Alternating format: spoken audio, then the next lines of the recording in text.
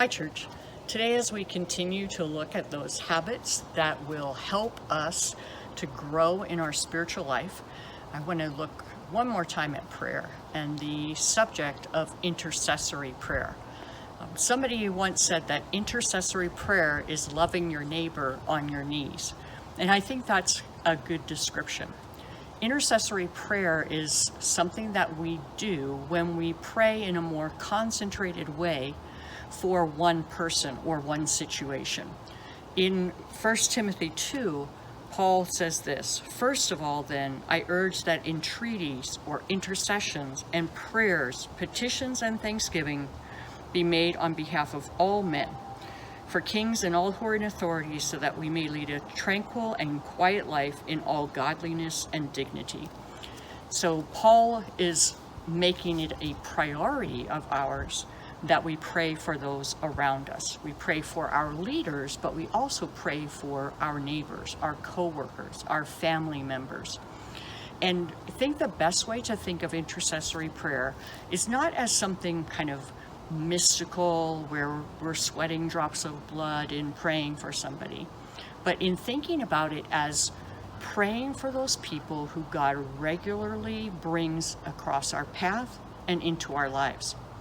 In other words, praying for those people who we know well enough or know enough about that we can pray for them intelligently.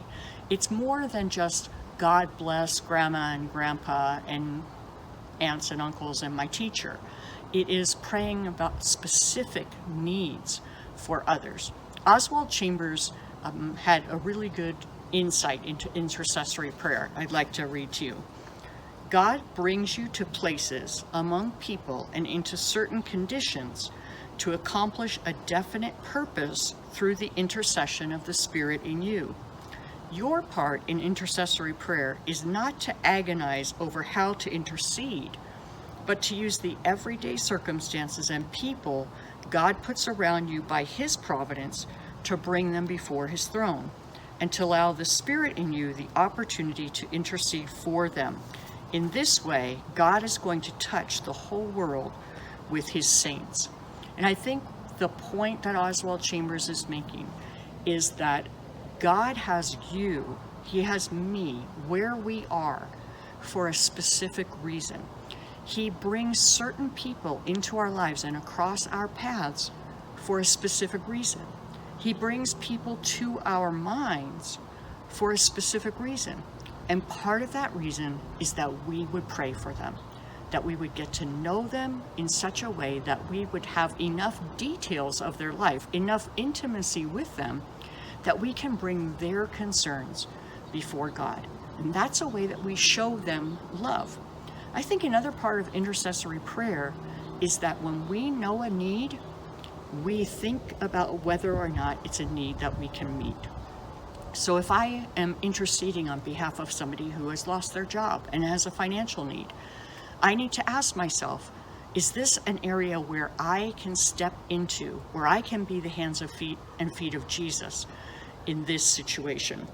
We don't need to try and be God for somebody, but through prayer, through asking for God's wisdom, we can often be there to meet the needs of the people that we know. So I would encourage you today, rather than kind of go through the list of all the people I pray for, this person and this person and this person and this person, think about some specific needs that you know of in the people that God has brought into your life, and then spend some time praying for them. Intercessory prayer often does involve spiritual warfare, but I think that first battle is the prayer itself. That when God brings somebody to your mind, when you know a need, the first way that you can swing that sword in the spiritual battle is to actually pray for them. To not just say, I'll do it later, or not just say kind of, God bless that person, but to take the time to bring them before God, who knows everything about their situation and who is the one being who is able to do something about it.